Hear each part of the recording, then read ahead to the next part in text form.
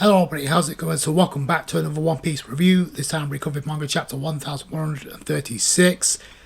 And even though there was a 2-week wait for this chapter, the fact of the matter is we didn't get a whole lot of information coming into this chapter. We did get a whole lot of information coming out of this chapter. We got a lot of information with a lot of lore as far as Elbaph is concerned, and the legend of Sun God Nika. I can speak for myself, which I think was pretty much obvious from day one, but it's more clarification here.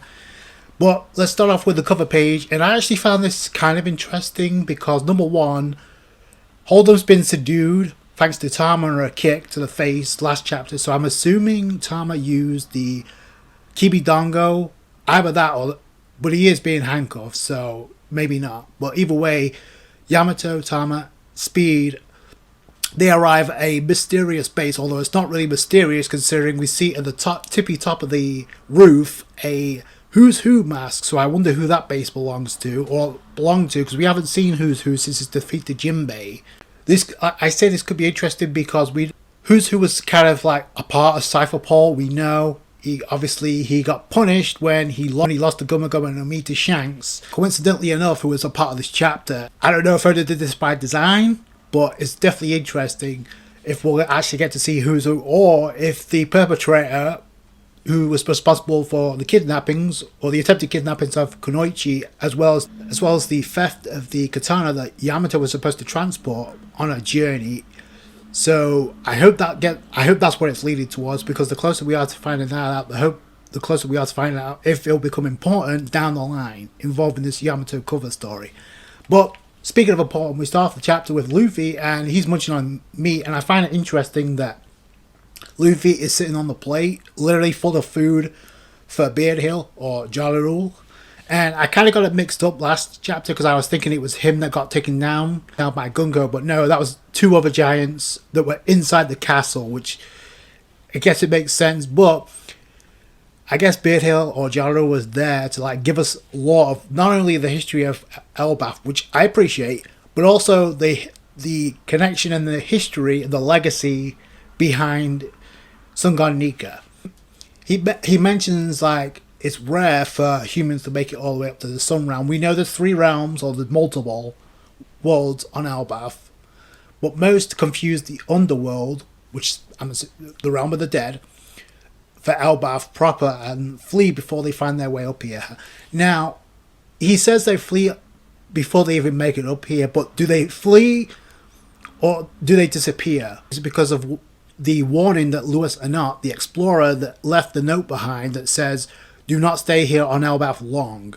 Is that what it's alluded to? I don't know. But it's just something that was mentioned, so I thought I'd bring it up. So, well, then it cuts to Usopp and literally telling another lie. Well, technically it isn't a lie, but he's fabricating yet again about the details about the defeat of Oars, because it's like, oh, I was the one that defeated Oars back in Thriller Bark. Even though technically it was a group effort, but Luffy was the one that delivered the final blow. So, but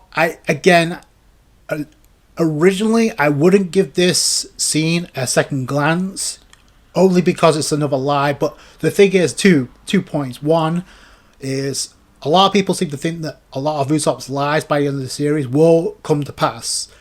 And number two, this is on Elbaph. So I wonder, I don't want to jump the gun, but could this be foreshadowing something? Especially considering we see the Straw Hats have split into 3 separate groups by the end of this chapter. So I don't know if Usopp's going to have a particular role coming in, but nobody pays attention actually, because they're all paying attention to Jinbei, because they're like enamored about how blue his skin is. But then Jinbei responds, oh, you should see Fishman Island and the skin tones that exist on there, which there's another giant that says, I really wanted to see a mermaid, which I wonder if that's some type of foreshadowing, because remember, we did get the warning from Vegapunk that the world will get sunken into the ocean before long because of the ancient weapons that still exist.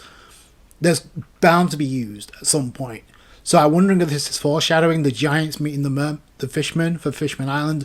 There's definitely going to be some type of interaction involving Shirahoshi by the end of the series and the giants. No question about it. She's going to be the new queen of Fishman Island, so that would make sense. And consider what we found out about this chapter of involving Elbaph and then almost becoming part of the world. And but obviously things went awry, and we found out in the last chapter that they're not affiliated with the world government, but it's not open to the world yet. So I wonder if that's foreshadowing something. It could be. But then Sanji jumps in as the cheerleader for Mermaid Cove, and I find it interesting because we literally got past that scene where by having overloaded nosebleeds, one of them was obviously from seeing the mermaids, and we got past that scene in the remastered version of Fishman Island, so I wonder if that's just another shout out from Oda. They also ask questions about Brook, but then Rodo reappears, scaring the hell out of Nami, and Zoro doesn't budge, but apparently he ends up becoming Nami's newest slave by the end of this chapter, alongside Zeus and Sanji. So that's going to be a triple threat match awaiting between the three. It kind of seems like all is forgiven because beforehand, Rodo was like tied literally to a cross, and now he's literally uncuffed. He's now one of Nami's servants or slaves, depending on how you look at it. But then he goes on to say something interesting for once. Hey, everybody born here on Elbaph shares the same dream, to become the next sun god and rule the world. Zoro takes notice of the name Sun God, which is interesting. It's not the first time he takes notice of a conversation, and we go there. This is where it leads into like lore and not only Elbaph but also with the sun god Nika. So that was pretty cool. Again, explaining the complete obvious. So it starts off. There's different descriptions of how they feel, how they revere Nika. As far as he's the god of liberation, more like god of destruction, and then he's also nicknamed the god of laughter. Which technically, I guess it's all 3 in 1 if you technically think about it. Then it leads into bickering between the giants, and then it turns into a full-on scrap. Luffy is like, oh, it's getting rowdy. But he actually asks, what's this god about? And for the first time ever, he's actually asking about the sun god Nika. And it kind of reminds me of what happened on Egget Island with Emmet. Even though Emmet was talking about, hey, it's nice to see you again, Joy Boy. You saw Luffy looking away because he was thinking Emmet was talking to somebody else, even though he was talking directly to Luffy, the reincarnation of Joy Boy. But here we get a similar situation, only this time Luffy's actually asking an important question. And it's Jarl with the sword sticking in his head, by the way, that actually responds. The transcripts are recognized as Harley, which is also in archaic language, which is morphology. So it's transcribed in different languages or different text in this case. So it's been passed down for generations. The legends are written in archaic language. So therefore, there have been countless interpretations of what it represents. So Jaro goes on to say, no one can say for sure which translation is accurate. And this is the result. According to the Harley text, the world has been destroyed twice before. And the name Sun God Nika was involved in both instances. At this point, it should be kind of obvious what this is leading to, if it wasn't already. Who can say if he was the world's savior, or the great destroyer who brought this world crashing down? All we know is that he heralds great change, which technically is right, because he left his legacy behind in the form of the Nika fruit. So the rulers of the day always tend to fear Nika's return. And who are these rulers? The rulers of the world, aka the world government. But then I like this tidbit in response from Luffy, because it's like, oh, the guy Bonnie mentioned, so he kind of acknowledges what Bonnie was saying to him back on Egget Island, so I actually like that. But then Jaro goes on to say, yeah, the sun god has become a symbol. Then he goes on to literally describe the form of Gear 5th to Luffy. And Luffy's like, oh, no wonder everybody's saying I look similar, but I'm sure he's got nothing to do with me. So in one instance, he's kind of acknowledging that he looks like Nika, but at the same time, he's kind of brushing it off. Typical Luffy and typical Oda. But my question is this, okay, so Luffy knows he looks like Nika, but where is this going to lead?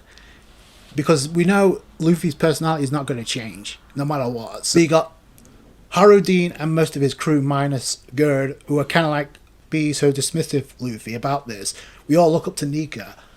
And kind of backing up what Rodo said about they all sharing the same dream about one day becoming Nika. And then Ja Rule goes on to say, and this was the most important part of the conversation in my opinion, he goes on to say Loki was the same, that was his motive, to Loki's motive for killing his father, King Harold, by trying to follow in Nika's footsteps. So in the same conversation, it's like Oda is trying to paint Nika as this great character. Was he a savior or was he a destroyer? Because if Loki wanted to follow in his footsteps, I don't think that's a good role model personally. So there's more layers to this. Like I said before, not only that, but the younger giants, I guess, because they referred to Ja Rule as the elder, right? So nothing can justify what he did, elder. So they're like condemning what Loki did, and yeah, you can't forgive that. If he did kill his father in that manner, then yeah. But I feel there's like more layers to this, especially after this chapter. But not only that, but then Luffy goes on to say, "Oh, Loki, he's a good guy," and then the other giants are protesting, like, "No, absolute no way in hell." There was a prophecy about before Loki was even born that foretold that the son, King Harold, would be slain by his son. But that's a prophecy. And number two, who came up with that prophecy? Yeah, so obviously there's some giants that are painting him into negative light. But if you notice, Ja Rule was not the one that's saying, "Oh, we can't justify what he did." So it's looking like and Ja Rule, I believe, was over 400 years old, so he would be a lot more wise as to what went on. And apparently the same year King Harold was killed, Linlin also killed the legendary hero Ja Rule. After that, tragedies kept on coming one after the other. The queen herself passed on. This is where we get the hype about Loki through Oda, the continuing hype through Loki. The prince would go on to use his natural strength to make the realm of the dead his own playground. He killed many ferocious beasts and tamed the rest. He even released a few into the villages. And that was all by the age of 10. And the reason why they were hyping up these beasts for two reasons. One is to kind of hype up the area that Loki is in right now and the fact that he was able to tame these wild beasts. And number two is to hype up the Holy Knights, specifically to hype up Gunko. So we get all these descriptions about Loki. Oh, he had the authority of a prince, but the malicious personality he caused whenever the king wasn't looking. And then finally, inside Orr's castle, he actually killed King Harold. But apparently, but in one instance, he definitely killed him to attain the devil fruit. Then it becomes he killed him because there was a prophecy. Because Loki wanted to follow in the footsteps of Nika. Because then it goes on to say, the greatest monarch Elbaph ever knew, King Harold, a splendid man who tried to connect with the outside world. And this is where my eyebrows raised, because the minute I saw this and the minute we see Orr's castle, I'm immediately thinking about the two knights that show up. And the fact that they showed up via a ritual summoning. So, King Harold wanted to connect with the outside world. And by the end of this chapter, it looks like maybe the world government. So, like I said, I think there's still layers to this as far as what went down. There's definitely more to this. There's definitely some shady activity, because why was the summoning happening inside the castle when we saw those two giants also get confronted by these two knights? Ja Rule Beardhill was stabbed trying to stop Loki, so that's the reason for his sword in his head. I guess it's for aesthetic purposes, but yeah, that was kind of badass in itself. But this is where the conversation dipped into the hype of Shanks, because after 6 years of his reign, it came Shanks like a boss and took out and defeated Loki and captured him. So I guess now we know why he's angry with Shanks. What we don't know is what he knows about Shanks and everything else. Obviously, Luffy is like, "Oh, Shanks, he really came here." And then the giants responded, "Yeah, he was, but he went off somewhere. We don't know where he's at right now." Conveniently, considering we got another lookalike running around. Oda wants us to think that's the original Shanks, unless something crazy happens and it really is the one and only Shanks. But I'll get to that more by the end. Zoro takes notice of another conversation for the second time in this chapter, and this leads into a very, very good conversation, and the one I've been calling for, involving Luffy and the Straw Hats, at least some of them, about what Luffy's intentions are.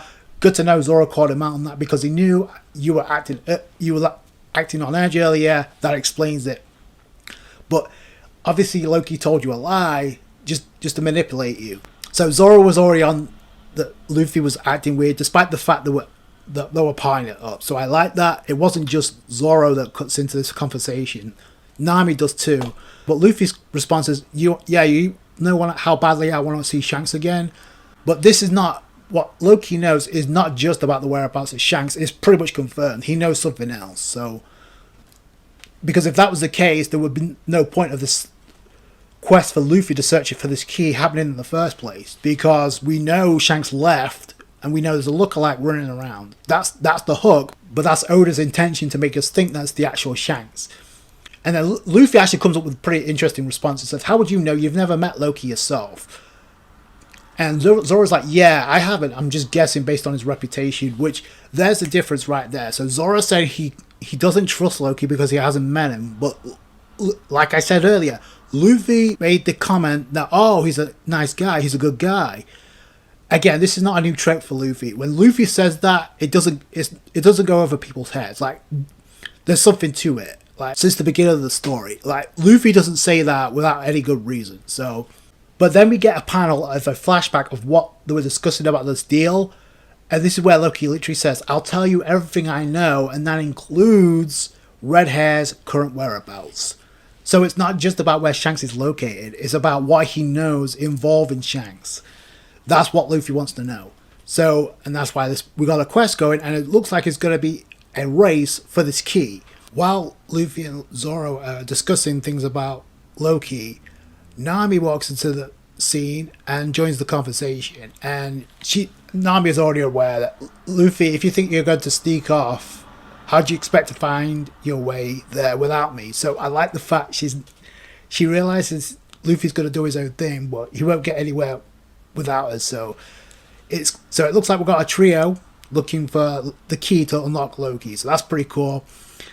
It makes sense considering they're the first of the Straw Hats to get introduced into the story. So yeah, I don't mind this at all. Zoro, Luffy, and Nami is a kind of breath of fresh air. We used to see more of the Straw Hats. They may join up or they may do their own thing. Like I said, we know Robin is at the library with Sol.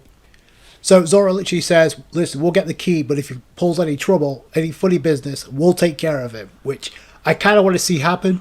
I love how Luffy responds, thanks, but why is that guy here? Obviously, Rodo, Nami's new slave, is tagging along. Now, I'm curious if he knows where the key is at, because obviously, why would Nami even think about taking him with him? But Zeus is there too, so Nami's two slaves are with her. Like I said, we could see the third Sanji join up, along with Usopp. We don't really know. And I love how casual Nami is, like, oh, he's my new slave. But as soon as Rodo tries to approach it, Nami, oh, isn't it cool how we're both navigators? Nami's like, don't come close to me ever again. And in one instance, she's like feeling guilty because obviously they're guests, but they're trying to bail so early to do their own thing. Nami has her own intentions, as you can predictably guess. It looks like they're about to enter, unless that's another castle, but it looks like that's Horus Castle. So if that's the same castle that they're both knights entered from, we may be close to getting a confrontation sooner than I thought. Because I'm assuming that's where the two giants that confronted the knights in the last chapter were. And this is where we get Nami saying, oh, if the treasure in the castle suddenly disappeared, that would be a problem, would it, Rodo? So obviously Nami has treasure on the mind, but obviously the main objective is to get the key to unlock the shackles to Loki. But I like the fact it's because what Loki knows is important to Luffy, so therefore it's important to them. So I like that. Even though it is underhanded, but I like the fact that Luffy kind of discussed this before he went off on his own. Even though Zoro and Nami pretty much caught on to what something was up, so I also like that fact too. There we cut to the realm of the dead. Speaking of Loki, he's confronted by the two knights, and it's confirmed they are holy knights. Because he's like responding, oh, I'm afraid I have to step back and refuse your offer, because they're offering him to join the Celestial Dragons by becoming a member of the Holy Knights. But then Loki literally refuses, and I'll get into it looks like this is where the clashing ideology of Elbaph comes into the picture. There's definitely more going on here than meets the eye. Because he goes on to say, do you really expect anyone on the planet to willingly become scum like that? So he's literally against becoming a celestial dragon. But it's interesting they would offer him above anybody else because he's the Prince of Elbaph and nobody else. Maybe it has something to do with his devil fruit too. That could be part of it. But then Shanks 2.0 finally speaks and he's like, oh, do we have any intel? And then Gunko responds, all informatives we sent to Elbaph reported a giant crow heading for them before the transmissions got cut off. So a giant crow got taken down. Who cut that off though? I don't know. Maybe it was the actual Shanks before leaving. Just throwing it out there. We get a couple of things involving Gunko. Number one, a name's revealed. Two, her appearance is kind of revealed. Although I have to say, her aesthetic design looks badass, honestly. She looks like a war soldier, honestly. With the helmet and then the jacket and the cape. Looks badass. She's got bandages over the face, but which I'm guessing links to her abilities because the way she manipulates... It wasn't kind of clear in the previous chapter, but it's a lot more clear what she can do. Because she can manipulate her body as weapons, apparently, or at least her clothes as weapons. We don't know, because it looks like her arms are or her limbs are shorter than the actual clothes, because you see the sleeve and how it's bent. And her right arm, she's literally turning into an arrow. She's manifested, so it's either her clothes she's manipulating, or it's her arm, or her entire body, which does kind of remind me of Daz Bones, even though he's able to manipulate his body into blades. So I don't know. But obviously the design, love it. The first thing that came to mind though is the goggles, and I'll come back to that in a second because I know I'm not the only one that thinks this.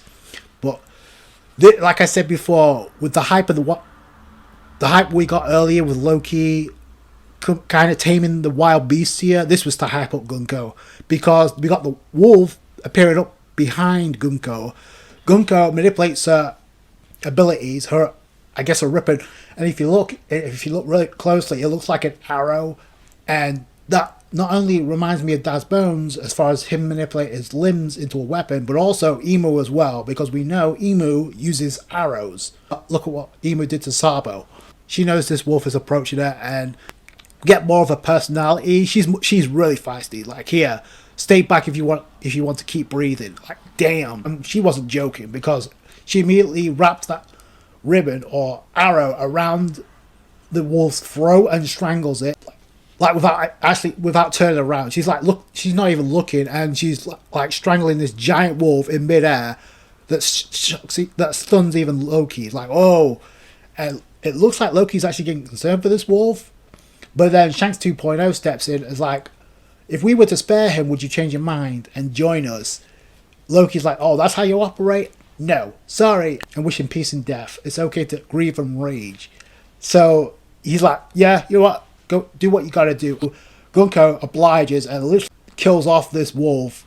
Loki's like, I'll swallow all my fury and use it to fuel me. Fuel me when I reduce this wolf to rubble. And we know he reveres himself as the sun god. So we know each of the giants on Elbaph, despite the difference in ideologies and the difference in culture, they all share the same dream, to desire to become the next sun god. We know Loki talks about himself as the sun god, but that's how the chapter ends. Like I said, we got more insight into Gunko and what she can do. I said this in my last review, and I'm going to say it again until we get more from Shanks 2.0. And notice yet again, we did get some shots, but his right eye is yet again covered. So the longer Oda does this, the more I'm convinced that it's not actually Shanks, but probably a clone. And we're not going to find that out until Luffy confronts him, which, like I said, maybe sooner rather than later. But the hype here was for Gunko, and like I said in the last review, Gunko has got my attention, even from last chapter. Now, more specifically than ever, we get more from her personality. We get more from what she can do as far as abilities are concerned. Like I said, it looks like a mixed bag of Daz Bones and Emu. Only this time, it's not only Gunko is not in silhouette. But if this is what Gunka could do, you can only imagine what Shanks 2.0. But my interest is with Gunka right now, as far as what she's all about. And I say that because of the design, and I know I'm not the only one that's thinking this right now. Like I said, the design, her outfit is badass. She looks like a soldier ready for war. She has like her left eye is like different from her right. She's got a strange ability going on, so more intrigue there. So I want to know more about that. Plus, she has goggles over the helmet she's wearing, goggles over the hat she's wearing. And initially, last chapter, people, and I mentioned this, like a lot of people want to like relate this character to having a connection with Nami. That could be possible, but after this chapter and after seeing this design, and don't lie to yourself, this reminded me of Koala as soon as I saw this. Like the goggles around the hat reminds me of Koala so much, and the fact that she's a part of the Revolutionary Army. Now, I'm not going to jump the gun and say this is somebody related to her, but you do have to admit it does look similar. Yeah, so there's a lot more to this. Could it be a character related to Nami? Possibly. We're going to find out soon, like I said. Since Zoro, Nami, and Luffy are heading for the direction of the key to unlock the chains to Loki, the question is, will he still be there? This is going to be very interesting. The already in Oros Castle, just like we saw with the Knights in the previous chapter. So we'll see where that goes. The most important fact is the fact that Oda has confirmed they are Holy Knights. There's no debate now, regardless of whether or not they're clones or whether or not they're tied to the Vigeland lineage. We don't know about this girl right now. We don't know about this Gunko right now. She could be affiliated with the Vigeland Garling. Like a lot of people seem to think that the Holy Knights are siblings. So far so good. And we're not even 10 chapters in, and I'm already hooked about these two Holy Knights. Obviously, Shanks 2.0, we'll have to see what he can do. But the longer Oda he keeps his appearance hidden, the more I'm willing to believe that is just a clone and nothing more.